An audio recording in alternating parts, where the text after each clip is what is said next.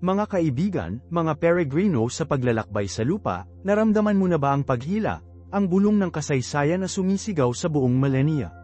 Nais mo bang maglakad kung saan ang mga higanti ng pananampalataya ay isang beses na tinapakan, upang huminga ng parehong hangin, upang madama ang mismong lupa sa ilalim ng iyong mga paa na nakasaksi sa mga mahalagang sandali sa hindi nagbabago na kwento ng pag-ibig ng Diyos? Ngayon, nagsisimula kami sa isang paglalakbay sa banal na lugar, hindi ng milya, kundi ng kaluluwa. Tatalakayin namin ang 17 sagradong site, 17 lugar na nakalagay sa mismong tela ng Biblia, at matuklasan kung paano ang mga lokasyon na ito ay sumasalamin kahit sa ating modernong mundo. Maghanda na magulat, maghanda na ilipat, maghanda na huwag mag-isip muli ang iyong pananampalataya. Simulan natin ang ating paglalakbay sa Jerusalem, ang puso ng lahat. Isipin ito, Jerusalem, ang lungsod ng ginto, ang lungsod ni David, ang lungsod ng mahusay na hari. Ito ay isang lugar kung saan ang pananampalataya at salungatan ay magkakaugnay sa loob ng maraming siglo, isang lugar kung saan ang mga echoes ng panalangin ay nakikipag-ugnay sa mga tunog ng pakikibaka. Alalahanin ang Jeremias Kapitulo 1 versikulo 5, bago kita nabuo sa sinapupunan ay kilala kita, bago ka ipinanganak ay hiniwalayin kita, hinirang kita bilang isang propeta sa mga bansa. Ang lungsod na ito, ang Jerusalem, ay nakasaksi sa pagsilang ng hula, ang pagtaas at pagbagsak ng mga kaharian, at ang pangwakas na sakripisyo sa Kalbaryo. Ito ay nakatayo bilang isang testamento sa walang tigil na katapatan ng Diyos, kahit na sa gitna ng bagyo ng kasaysayan ng tao. Ang Templo ng Solomon, na dating isang kahanga-hangang istruktura, isang beacon ng pagsamba, ngayon ay isang memorya, isang madulash na echo sa mga bato ng pader ng kanluran, ang Wailing Wall, kung saan ibinuhos ng mga henerasyon ang kanilang mga puso sa Diyos. Ang mismong mga bato mismo ay tila bumubulong ng mga kwento ng debosyon, ng pag-asa, ng walang tigil na pananampalataya. Ito ay isang lugar ng malalim na espiritual na kahalagahan, isang lugar kung saan ang nakaraan, kasalukuyan, at hinaharap ay nakikipag-ugnay sa isang nakamamanghang tapestry ng pananampalataya. Susunod, naglalakbay kami sa Bethlehem, ang lungsod ni David, ang lugar ng kapanganakan ng ating tagapagligtas. Ang mapagpakumbabang sabsaban, na ngayon ay nabuo sa loob ng kamanghamanghang basilika ng kapanganakan, ay nagsasalita ng dami ng pagpapakumbaba at ang malalim na pag-ibig ng Diyos. Larawan ng mga pastol sa burol, ang kanilang mga puso ay sumasabay sa kaluwalhatian ng host ng anghel, ang kanilang buhay ay walang hanggan ay nagbago sa pamamagitan ng kapanganakan ng anak ni Kristo. Ang Bethlehem ay hindi lamang isang lokasyon ng heograpiya, ito ay isang simbolo ng pag-asa, isang pangako ang bumulong sa kadiliman, isang testamento sa pangako ng Diyos na pagtubos. Ang aming paglalakbay pagkatapos ay dadalhin kami sa dagat ng Galilea, isang tahimik na lawa na nakasaksi sa ilan sa mga malalalim na himala ni Jesus. Isipin ang mga bangka na malumanay na tumbas sa ibabaw nito, ang mga alagad ay naghahagis ng kanilang mga lambat, ang master na naglalakad sa tubig, pinapakalma ang bagyo, pinapakain ang karamihan. Ang katawan ng tubig na ito, isang yugto para sa banal na interbensyon, ay nagsisilbing isang malakas na paalala ng kapangyarihan ng Diyos at ang kanyang walang hanggan na pakikiramay. Ang mga baybayin ng lawa na ito ay sumasalamin sa mga tunog ng mga turo ni Jesus, ang kanyang mga himala, ang kanyang mga tawag na sundin. Ito ay isang lugar kung saan nasubok ang pananampalataya, kung saan ginanap ang mga himala, at kung saan ang pagiging alagad ay hinuhulaan sa crucible ng banal na pagtatagpo. Ang mismong tubig mismo ay tila bumubulong sa banal na presensya na minsan ay hinawakan sila.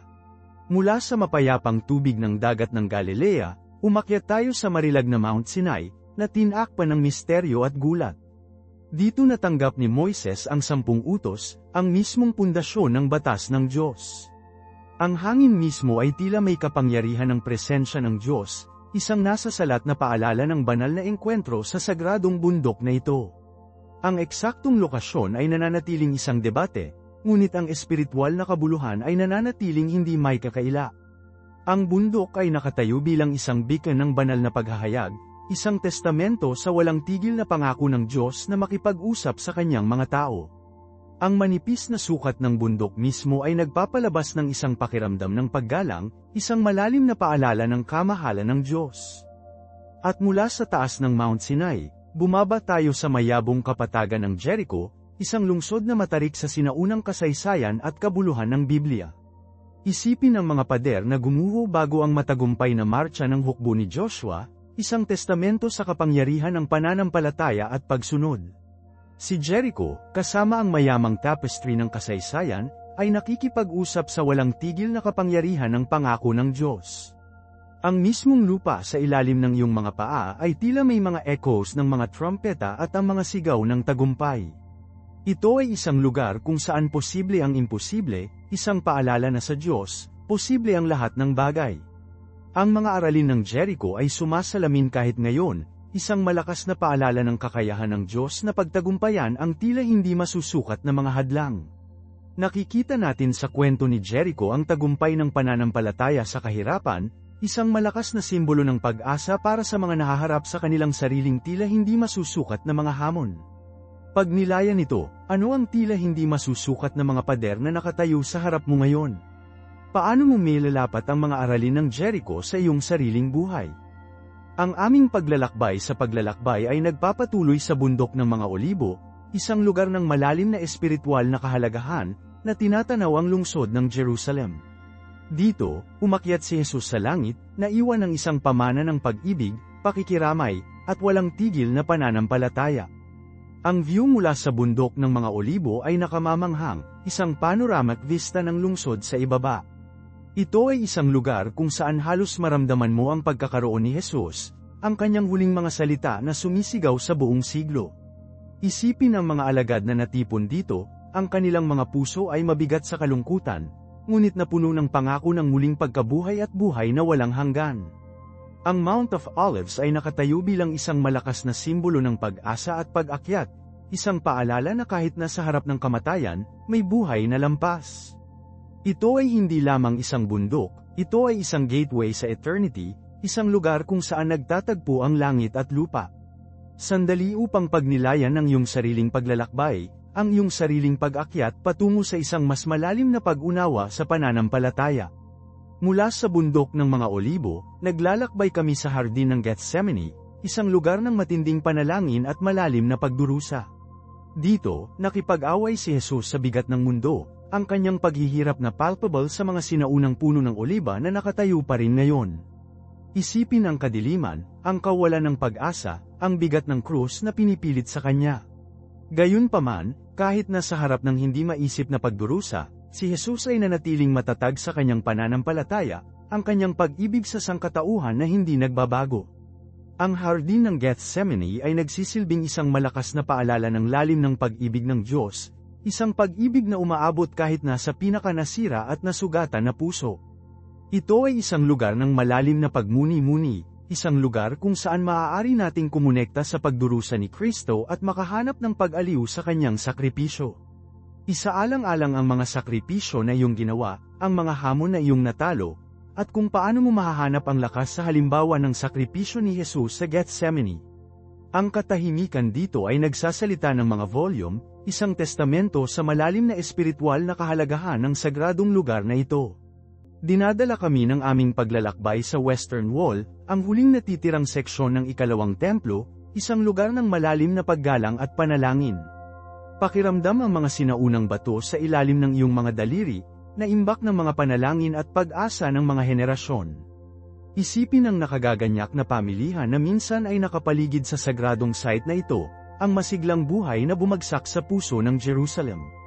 Ngayon, ang isang pakiramdam ng tahimik na solemna ay sumasaklaw sa hangin, isang palpable na pakiramdam ng kasaysayan at pananampalataya.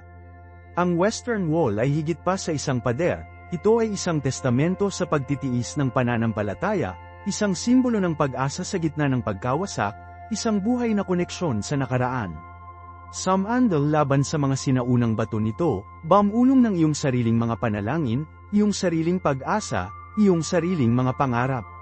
Hayaan ang bigat ng kasaysayan na tumira sa iyo, isang paalala ng walang katapusang kapangyarihan ng pananampalataya, kahit na sa harap ng tila hindi mababawas na pagkawala. Isaalang-alang kung paano mo mahahanap ang pag-iisa at lakas sa walang hanggang pananampalataya na kinakatawan ng sinaunang istrukturang ito. Anong mga panalangin ang dala mo sa iyong puso, naghihintay na mapalaya? Mula sa Western Wall, lumipat kami sa Church of the Holy Sepulchre, isang site na pinaniniwalaang lokasyon ng pagpapako at muling pagkabuhay ni Jesus. Ang hangin dito ay makapal sa kasaysayan, na may mga tunog ng mga siglo ng panalangin at paglalakbay sa banal na lugar. Ang mismong mga bato ay tila may lakas ng pananampalataya, isang testamento sa walang hanggang kapangyarihan ng kwento ng muling pagkabuhay. Isipin ang eksena, ang nakagaganyak na mga tao, ang mga sundalong Romano, ang paghihirap ni Maria at ang mga alagad. Pagkatapos, ang mahimalang kaganapan, ang walang laman na libingan, ang madaling araw ng isang bagong panahon, ang pagtatagumpay ng buhay sa kamatayan. Ang simbahan ng banal na sepulchre ay isang lugar ng malalim na espiritual na kahalagahan, isang lugar kung saan posible ang imposible. Ito ay isang paalala na kahit na sa pinakamadilim na oras, palaging may pag-asa, palaging ang posibilidad ng muling pagkabuhay, ng mga bagong pagsisimula. Sandali upang pagnilayan ang iyong sariling buhay, ang iyong sariling mga sandali ng pagkabuhay na mag-uli, ang iyong sariling mga tagumpay sa kahirapan. Paano nagtrabaho ang Diyos sa iyong buhay upang magdala sa iyo ng mga bagong pagsisimula, upang mabuhay muli ang pag-asa mula sa kawalan ng pag-asa? Ang aming paglalakbay sa paglalakbay ay nagpapatuloy sa Via Dolorosa, ang landas na lumakad si Jesus sa kanyang pagpapako sa krus. Ang bawat istasyon sa kahabaan ng paraan ay nagmamarka ng isang makabuluhang kaganapan sa kanyang huling oras, isang malakas na paalala ng pagdurusa na tiniis niya para sa ating kapakanan. Maglakad ng landas na ito ng dahan-dahan, maalalahanin, pinapayagan ng iyong sarili na madama ang bigat ng bawat hakbang, ang bigat ng kanyang sakripisyo. Isipin ang mga pulutong, ang mga jeers, ang sakit. Ngunit sa gitna ng pagdurusa, mayroon ding isang malalim na pakiramdam ng pag-ibig, isang pag-ibig na lumampas sa sakit at pagdurusa, isang pag-ibig na sumakop sa kamatayan mismo. Ang Via Dolorosa ay hindi lamang isang landas, ito ay isang paglalakbay ng pananampalataya, isang testamento sa walang katapusang kapangyarihan ng pag-ibig at sakripisyo. Pagnilayan ang mga sakripisyo na iyong ginawa, ang mga hamon na iyong kinakaharap. Paano mo mahahanap ang lakas at inspirasyon sa halimbawa ng paglalakbay ni Jesus sa krus? Anong mga pasanin ang dala mo na maaari mong ilabas kasama ang sagradong landas na ito? Ang bigat ng mundo na nadama ni Jesus ay binigkas sa bigat ng ating sariling pasanin. Isaalang-alang ang iyong sariling sa pamamagitan ng Dolorosa, ang iyong sariling landas ng pagdurusa at sakripisyo. Paano mo mahahanap ang kahulugan at layunin sa iyong paglalakbay? Mula sa Via Dolorosa, umakyat kami sa bundok ng mga Olibo, isang lugar ng nakamamanghang kagandahan at malalim na espiritual na kabuluhan. Dito, umakyat si Jesus sa langit, na iwan ng isang pamana ng pag-ibig, pakikiramay, at pag-asa. Ang pananaw mula sa bundok ay simpleng nakamamanghang, isang panoramic vista na umaabot sa buong lungsod ng Jerusalem, isang lungsod na steeped sa kasaysayan, isang lungsod ng pananampalataya, isang lungsod ng mga pangarap. Habang tinitingnan mo ang nakamamanghang eksenang ito, isaalang-alang ang kalakihan ng nilikha ng Diyos, ang kalawakan ng kanyang pag-ibig, ang walang hanggan na kalikasan ng kanyang awa. Pakiramdam ang kapayapaan na nag-aayos sa iyo, isang kapayapaan na lumampas sa kaguluhan ng buhay sa lupa. Ito ay isang lugar ng pag-akyat, isang lugar ng pagbabagong anyo, isang lugar kung saan ang lupa ay nagbibigay daan sa banal. Huminga ng malalim, hayaang punan ng sariwang hangin ang iyong mga baga, at payagan ang iyong sarili na madama ang pagkakaroon ng Diyos sa sagradong puwang na ito.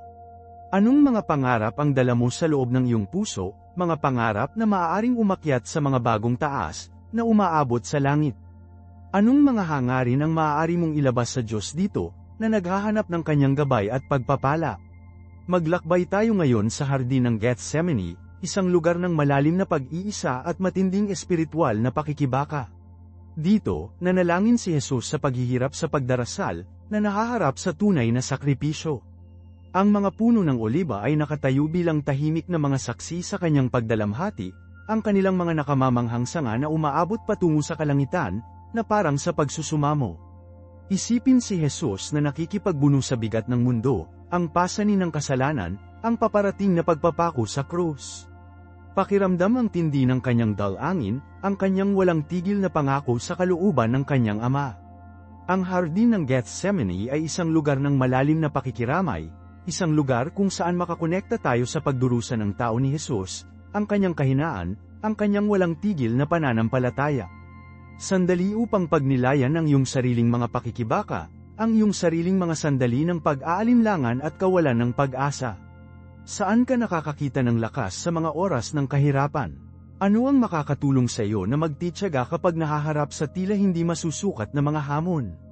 Anong mga panalangin ang inaalok mo sa iyong sariling Gethsemane, naghahanap ng patnubay at ginhawa ng Diyos? Payagan ang kapayapaan ng hardin na aliwin ang iyong kaluluwa. Ang mga sinaunang puno ng oliba ay bumubulong ng mga kwento ng pagiging matatag at pananampalataya. Hayaan ang kanilang tahimik na lakas na magbigay ng inspirasyon sa iyo. Ito ay isang lugar ng malalim na pagmuni-muni, isang lugar kung saan maaari kang kumonekta sa iyong sariling panloob na sarili, at sa banal. Anong mga pasanin ang dadalhin mo na ilalabas mo sa Diyos dito, sa lugar na ito ng malalim na espiritual na pakikibaka at pagsuko? Ang aming paglalakbay sa banal na lugar ay nagpapatuloy sa Kidron Valley, isang lugar ng parehong kagandahan at kalungkutan. Ang lambak na ito, na naghihiwalay sa bundok ng mga olibo mula sa lungsod, ay nakasaksi sa hindi mabilang na mga kaganapan sa kasaysayan, kasama na ang paglabas ng mga Hudyo mula sa Jerusalem.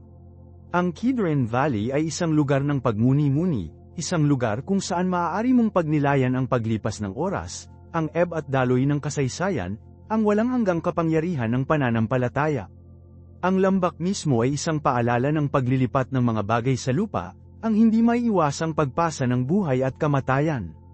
Gayunpaman, sa gitna ng transensya, mayroong isang walang hanggang pag-asa ng pag-asa, isang pakiramdam na ang isang bagay na mas malaki kaysa sa ating sarili ay nagpapatuloy.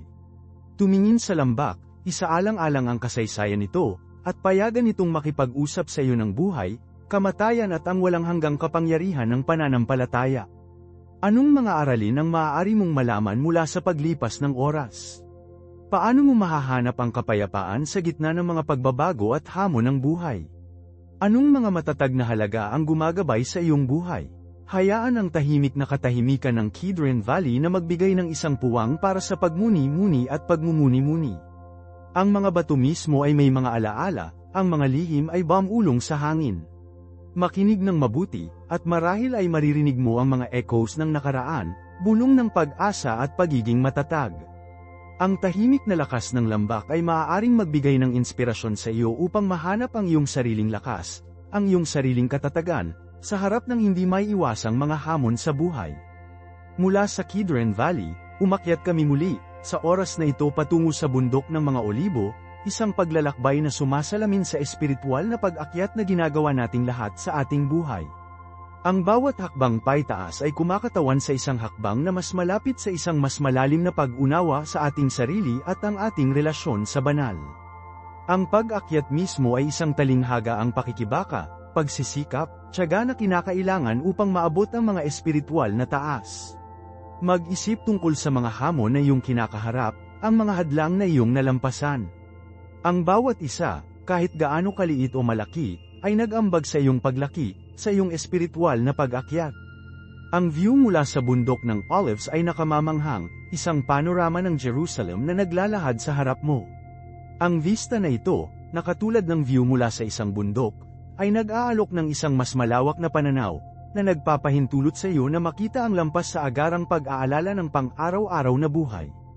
Ito ay isang paalala ng kalawakan ng nilikha ng Diyos, ang kalawakan ng kanyang pag-ibig, at ang maliit ng ating sariling mga individual na pakikibaka sa engranding pamamaraan ng mga bagay. Isaalang-alang ang maraming mga peregrino na umakyat sa landas na ito sa harap mo. Bawat isa ay nagdadala ng kanilang sariling mga pasanin, kanilang sariling pag-asa, kanilang sariling mga dalangin. Ang kanilang mga yapak ay nakalagay sa mismong mga bato sa ilalim ng iyong mga paa, isang tahimik na testamento sa walang katapusang espiritu ng tao, ang patuloy na paghanap ng koneksyon sa banal.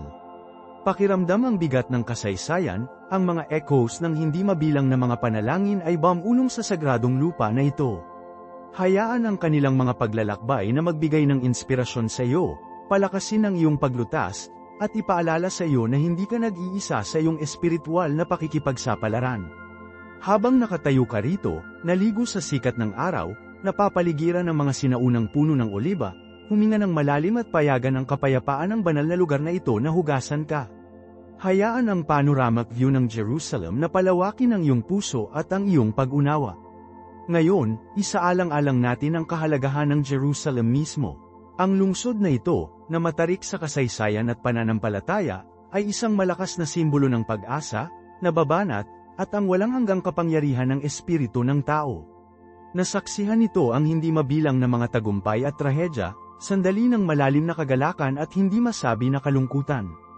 Ito ay isang lungsod na nawasak at itinayong muli, nasakop at napalaya, isang testamento sa walang hanggang lakas ng pananampalataya at ang walang tigil na pag-asa ng mga tao nito. Pagnilayan ang mga layer ng kasaysayan na naka-embed sa loob ng mga sinaunang bato. Ang bawat bato ay nagbubulong ng mga kwento ng mga hari at propeta, ng mga digmaan at kasunduan sa kapayapaan, ng pananampalataya at pag-aalinlangan. Payagan ang masiglang enerhiya ng lungsod na sumasalamin sa loob mo, ang kasaysayan nito upang ipaalam sa iyong sariling paglalakbay ng pananampalataya. Anong mga aralin ang maaari mong malaman mula sa pagiging matatag ng Jerusalem? Paano mapuko ka ng kasaysayan nito na magtiyaga sa iyong sariling buhay?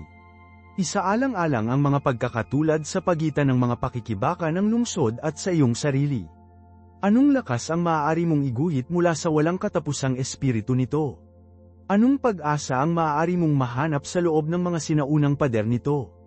Anong mga panalangin ang inaalok mo para sa kapayapaan ng Jerusalem, at para sa kapayapaan sa loob ng iyong sariling puso? Ang walang katapusang espiritu ng lungsod ay isang malakas na tipan sa walang katapusang kapangyarihan ng pag-asa at pananampalataya. Hayaan ang pagiging matatag nito na magbigay ng inspirasyon sa iyong sarili. Ilipat natin ngayon, upang isaalang-alang ang tiyak na kabuluhan ng Western Wall, ang huling natitirang seksyon ng ikalawang templo.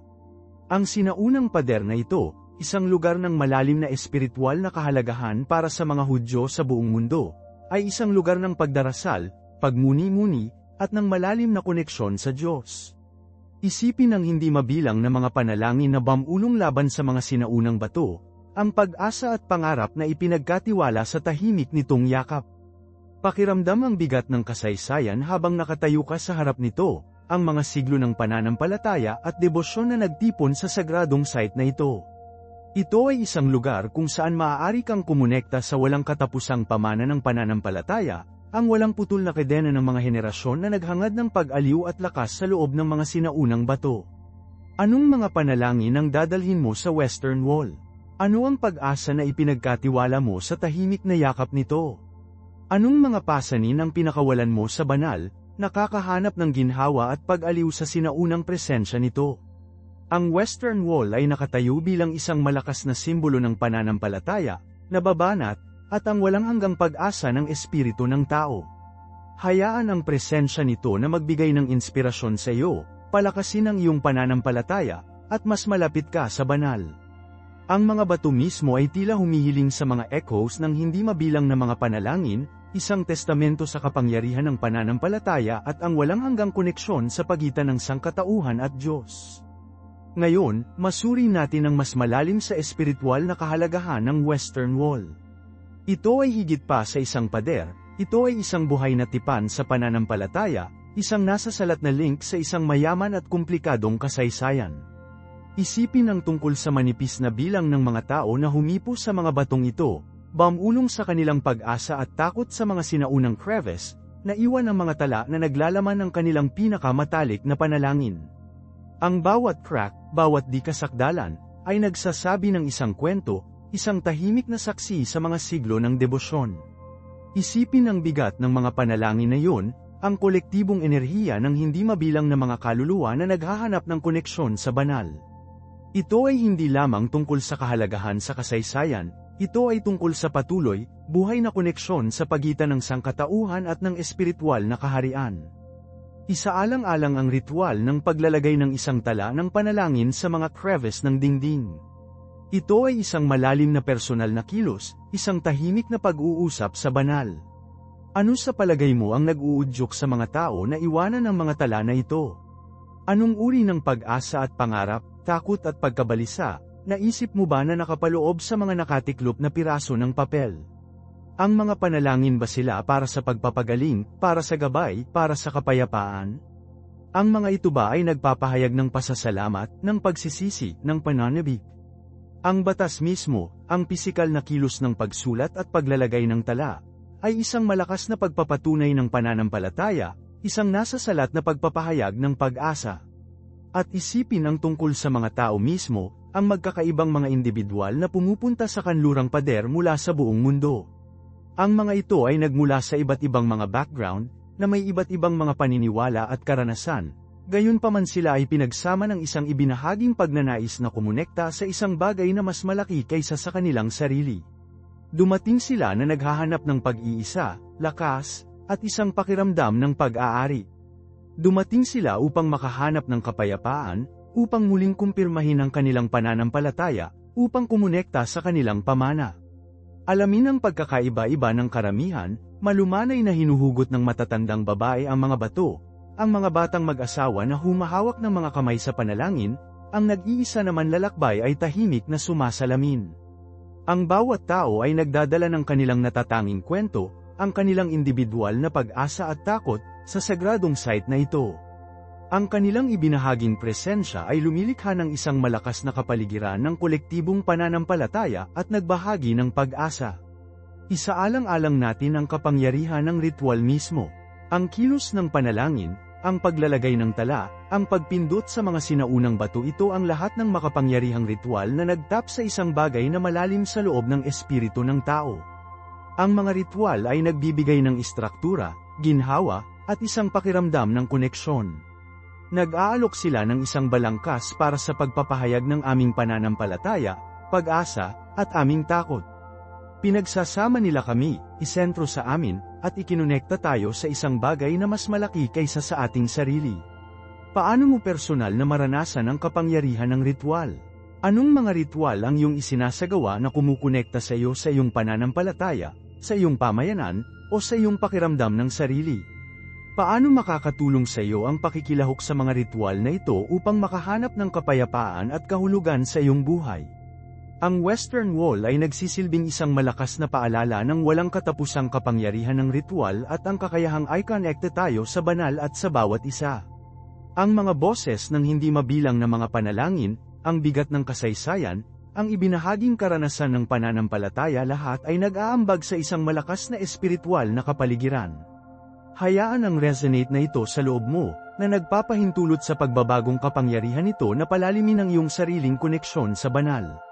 Ngayon, ilipat natin ang ating focus mula sa individual na karanasan sa Western Wall hanggang sa mas malawak na konteksto ng kahalagahan sa kasaysayan at pangkultura.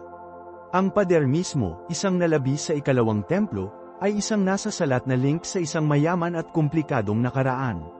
Mag-isip tungkol sa mga layer ng kasaysayan na naka-embed sa loob ng mga sinaunang bato. Ang bawat bato ay nagbubulong ng mga talento ng mga siglo na ang nakaraan, ng mga tagumpay at trahedya, ng pananampalataya at tiyaga. Ito ay isang buhay na testamento sa walang hanggang espiritu ng mga Hudyo, isang simbolo ng kanilang pagiging matatag at ang kanilang walang tigil na koneksyon sa kanilang pamana. Isipin ang hindi mabilang na mga henerasyon na humipos sa mga bato na ito, na nanalangin sa site na ito, na natagpuan ng pag-iisa at lakas sa loob ng pagyakap nito. Larawan ng mga propeta na naglalakad sa mga kadahilanang ito, ang mga pari na nagsilbi sa templo, ang mga peregrino na naglalakbay mula sa malayo at malawak upang sumamba. Ang kanilang kolektibong enerhiya, ang kanilang ibinahaging pananampalataya, ang kanilang pag-asa at pangarap, ay pinagtagpi sa mismong tela ng dingding. Hindi lamang ito isang pisikal na istruktura, ito ay isang imbakan ng kolektibong memorya, isang buhay na archive ng espiritual na karanasan. Ang pakiramdam ng kasaysayan, ng pagpapatuloy, ng koneksyon sa mga henerasyon na nakaraan, ay kung ano ang gumagawa ng Western Wall tulad ng isang malakas at gumagalaw na lugar. Isaalang-alang ang iba't ibang mga pananaw sa dingding. Para sa ilan, ito ay isang sagradong site, isang lugar ng malalim na espiritual na kabuluhan. Para sa iba, ito ay isang makasaysayang landmark, isang testamento sa isang mayaman at komplikadong pamana sa kultura. Gayunpaman, maaaring tingnan ito ng iba bilang isang simbolo ng salungatan at dibisyon, isang paalala ng patuloy na tensyon sa rehiyon. Ang bawat isa sa mga pananaw na ito ay may hawak na bisa, na sumasalamin sa multifaceted na katangian ng makabuluhang lugar na ito. Ang pader mismo ay hindi nag-aalok ng isang solong, tiyak na interpretasyon, sa halip, inaanyayahan tayo nito na makisali sa mga layer ng kahulugan nito, upang makasama ang mga komplikado nito, at upang mabuo ang ating sariling pag-unawa sa kahalagahan nito. Ito ang kapangyarihan ng isang tunay na sagradong puwang, lumilipas ito ng mga simpleng paliwanag at inaanyayahan ang patuloy na pagmuni-muni at pagmumuni-muni. Bukod dito, masuri natin ang konsepto ng sagradong espasyo. Ano ang bumubuo ng isang sagradong puwang? Ito ba ay tinukoy lamang ng tradisyon ng relihiyon, o maaari bang magkaroon ng mga secular na puwang na may hawak din sa espiritual na kahalagahan? Mag-isip tungkol sa mga lugar sa kalikasan, tulad ng isang matataas na rurok ng bundok o isang malawak, starlit disyerto. Ang mga kapaligiran na ito ay madalas na nagpapalabas ng isang kagilahilalas at pagtataka, isang pakiramdam ng koneksyon sa isang bagay na mas malaki kaysa sa ating sarili.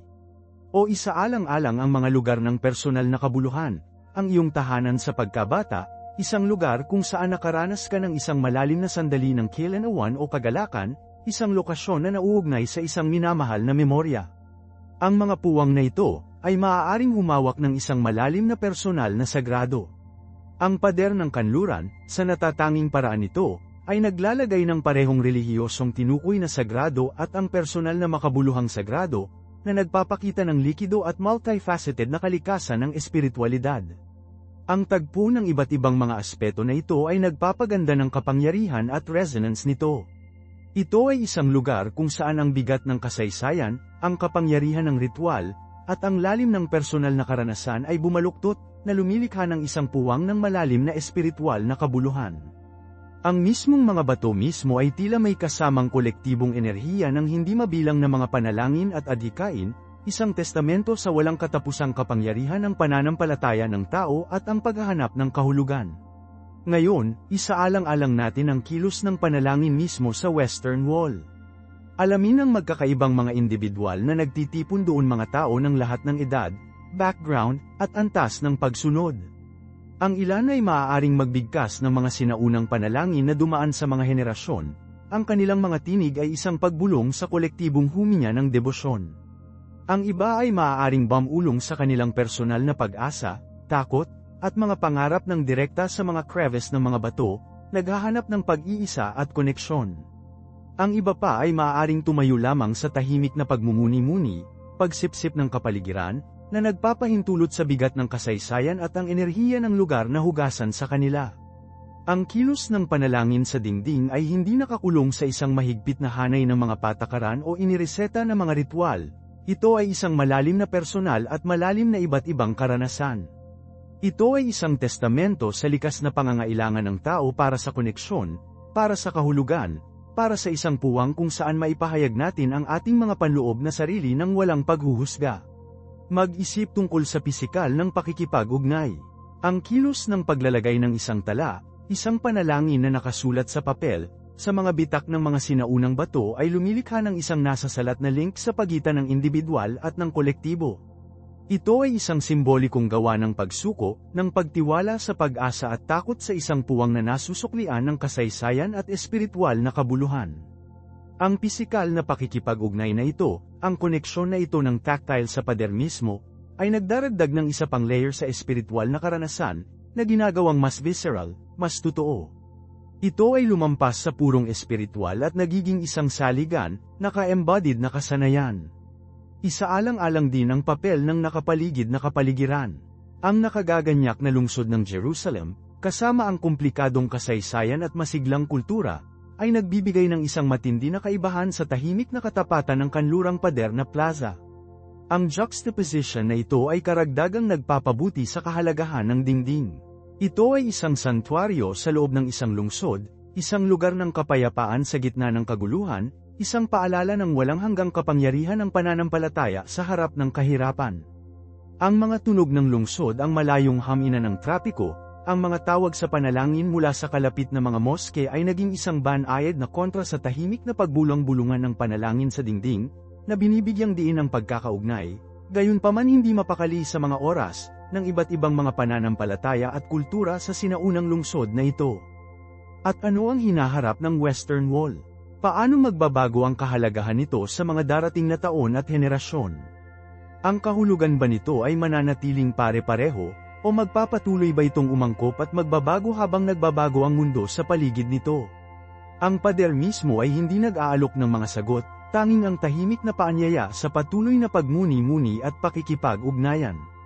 Ang walang katapusang kapangyarihan nito ay nakasalalay sa kapasidad nito na sumasalamin sa mga individual sa buong oras at kultura, upang magsilbing isang puwang ng kapwa individual at kolektibong pagmumuni-muni, isang site ng parehong personal at komunal na espiritualidad. Ito ay isang buhay na testamento sa walang katapusang pangangailangan ng tao para sa pananampalataya, pag-asa, at koneksyon, isang paalala na kahit nasa gitna ng salungatan at paghahati, nagpapatuloy ang paghahanap para sa kahulugan. Ang mga bato ay bumubulong ng mga kwento, ngunit ang kahulugan ay palaging atin upang lumikha, maunawaan, at muling bigyang kahulugan.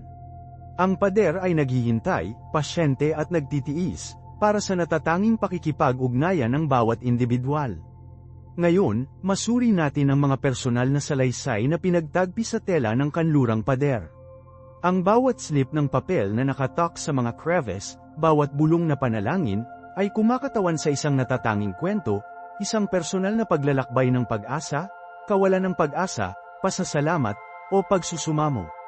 Isipin ang hindi mabilang na mga kwentong ginanap sa loob ng mga sinaunang bato, ang masayang pagdiriwang ng bagong buhay, ang nakakagambalang mga kahilingan sa pagpapagaling, ang tahimik na pagpapahayag ng kalungkutan at pagkawala, ang masidhing kahilingan para sa gabay at lakas. Ang mga tahimik na salaysay na ito, hindi nakikita at hindi kilala sa karamihan, ay sama-samang bumubuo ng isang malakas na tapestry ng karanasan ng tao, isang testamento sa walang hanggang kapangyarihan ng pananampalataya at ang unibersidad ng emosyon ng tao. Isipin ang mga batang mag-asawa, marahil bagong kasal, na naghahanap ng mga pagpapala para sa isang hinaharap na puno ng pag-ibig at kasaganaan. O ang nakatatandang magulang, ang kanilang mga kamay ay nanginginig habang ipinagkatiwala nila ang kagalingan ng kanilang anak sa isang mas mataas na kapangyarihan. O ang sundalo, pagod mula sa labanan, naghahanap ng pag-aliw at ginhawa sa harap ng hindi maisip na paghihirap. Ang bawat individual ay nagdadala ng kanilang sariling natatanging pasanin, ang kanilang sariling natatanging pag-asa, ang kanilang sariling natatanging kwento sa dingding, na lumilikha ng isang malakas na pakiramdam ng ibinahaging sangkatauhan. Ang pader ay nagiging isang tahimik na saksi sa mga matalik na sandali na ito, isang imbakan ng hindi mabilang na mga kwento. Ang hindi nagpapakilala sa dingding ay, sa sarili nito, isang malakas na elemento. Walang pag-asa sa pampublikong pagpapakita, hindi na kailangan para sa panlabas na pagpapakita ng pananampalataya. Ang kilos ng panalangin dito ay masidhing personal, isang pribadong pag-uusap sa pagitan ng individual at ng banal, na kalasag mula sa paghatol o pagsisiyasat ng iba. Ang privacy na ito ay nagtataguyod ng isang mas malalim na antas ng katapatan at kahinaan, na nagpapahintulot sa mga individual na ipahayag ang kanilang pinakamalalim na takot at adhikain ng walang reserbasyon. Ito ay isang puwang kung saan nagtatagumpay ang pagiging tunay, kung saan ang mga hilaw na emosyon ng puso ng tao ay nakakahanap ng ekspresyon. Isaalang-alang din ang papel ng tradisyon at ritual sa paghubog ng karanasan. Ang kilos ng pagpindot sa mga bato, ng pakiramdam ng kanilang edad at timbang, ay lumilikha ng isang nasasalat na koneksyon sa kasaysayan at sa mga henerasyon na nakaraan. Ang mga bulong na panalangin, na madalas sa mga tono ng tono, ay lumikha ng isang paggalang at paggalang, na binabago ang puwang sa isang sagradong santuaryo. Ang pagkakaiba-iba ng mga individual na naruroon mga tao mula sa lahat ng mga kalagayan ng buhay, na kumakatawan sa isang malawak na hanay ng mga background at paniniwala, higit na binibigyang diin ang universal na apela ng pader at ang kakayahan nito na lumampas sa mga hangganan sa kultura at relihiyon. Ito ay isang lugar kung saan ang mga pagkakaiba ay itinabi, pinalitan ng isang ibinahaging pakiramdam ng espiritual na paghahanap. Ang mismong hangin ay tila humihingal sa kolektibong enerhiya ng hindi mabilang na mga panalangin at pag-asa, na lumilikha ng isang palpable na kapaligiran ng pananampalataya at pag-asa. Ito ay isang puwang kung saan ang individual at ang kolektibong intertwine, kung saan ang personal na karanasan ay nakikipag-ugnay sa ibinahaging kasaysayan at espiritual na hangarin. Ang pader, sa tahimik na lakas nito, ay patuloy na isang testamento sa walang katapusang espiritu ng tao. At gayunpaman, ang kapangyarihan ng pader ay hindi lamang nagmula sa mga individual na karanasan na nasa saksi nito. Ito rin ay isang malakas na simbolo ng pamayanan, isang testamento sa ibinahaging karanasan ng tao ng pananampalataya, pag-asa, at pagiging matatag. Ang mismong kilos ng pagbabahagi ng sagradong puwang na ito, kahit na tahimik, ay lumilikha ng isang koneksyon sa mga naroroon. Inaalalahanan tayo na hindi tayo nag-iisa sa ating mga pakikibaka, na ibinabahagi ng iba ang ating mga kagalakan at kalungkutan, ang ating pag-asa at takot. Ang hindi sinasabing pakikipag-isa, ang ibinahaging katahimikan na ito, ay marahil ang pinakamalalim na aspeto ng walang hanggang pag-apela sa dingding. Isipin ang mga pamilya na bumibisita ng magkasama, kumapit ang kanilang mga kamay, ang kanilang mga dalangin ay magkakaugnay. Ang hindi sinasabing suporta na inaalok nila sa isa't isa, ang ibinahaging bigat ng kanilang pag-asa at pagkabalisa, pinalakas ang kanilang mga bono at pinalalalim ang kanilang pananampalataya. O isaalang-alang ang mga estranghero na nakakakita ng kanilang sarili na nakatayo ng magkatabi, ang bawat isa ay nawala sa kanilang sariling mga pribadong debosyon, ngunit pinagsama ng isang ibinahaging kahulugan ng layunin at espiritual na paghahanap. Sa mga sandaling ito ng tahimik na pagmumuni-muni, ang isang pakiramdam ng kolektibong sangkatauhan ay lumitaw, na lumilipas sa mga hangganan ng wika, kultura, at paniniwala. Naghahain din ang pader bilang isang malakas na paalala ng lumilipas na katangian ng buhay. Habang hinahawakan natin ang mga sinaunang bato, ipinapaalala natin ang hindi mabilang na mga henerasyon na nauna sa atin, bawat isa ay may sariling pag-asa, pangarap, at pakikibaka. Kami ay konektado sa isang malawak na kadena ng karanasan ng tao, na lumalawak sa oras at umaabot sa hinaharap. Ang kamalayan ng aming lugar sa loob ng mas malaking tapestry ng kasaysayan ng tao ay maaaring kapwa mapagpakumbaba at makapangyarihan. Maaari itong saligan tayo sa kasalukuyang sandali, habang sabay na pinalawak ang ating pananaw sa kalawakan ng oras at ang walang hanggang kapangyarihan ng espiritu ng tao. Ang matatag na apela ng pader ay namamalagi hindi lamang sa pisikal na pagkakaroon nito, ngunit sa kakayahang pukawin ng malakas na emosyon at malalim na pagmuni-muni. Ito ay isang puwang kung saan maaari nating harapin ang ating pinakamalalim na takot at kahinaan, kung saan makakahanap tayo ng pag-aliw sa harap ng kahirapan, at kung saan makakonekta tayo sa isang bagay na mas malaki kaysa sa ating sarili. Ito ay isang puwang kung saan ang individual at ang kolektibong intertwine, kung saan ang personal na karanasan ay nakikipag-ugnay sa ibinahaging kasaysayan at espiritual na hangarin. Ang pader, sa tahimik na lakas nito, ay patuloy na isang testamento sa walang katapusang kapangyarihan ng pananampalataya, ang unibersidad ng emosyon ng tao, at ang walang hanggang lakas ng espiritu ng tao. Ito ay isang lugar kung saan ang pag-asa ay nag-ugat, kung saan ang pananampalataya ay nakakahanap ng ekspresyon, at kung saan ang tahimik na mga bulong ng hindi mabilang na mga puso ay nakakahanap ng resonance, echoing sa oras. Ito ay, sa tahimik nitong kamahalan, isang buhay na tipan sa kalagayan ng tao. Kaya, ano ang lubos na sumasalamin sa iyo tungkol sa Western Wall, ang kasaysayan nito, simbolismo nito, o ang malalim na pakiramdam ng koneksyon na ito ay nagtuturo? Ipaalam sa akin sa mga komento sa ibaba. At huwag kalimutang mag-subscribe, pindutin ang abiso na iyon upang hindi mo makaligtaan ang aming susunod na video sa espiritual na puso ng Jerusalem, at sumali sa akin habang patuloy nating ginalugad ang mga kamanghamanghang lugar ng pananampalataya. Hanggang doon, ito ay si Marco, nag-sign off.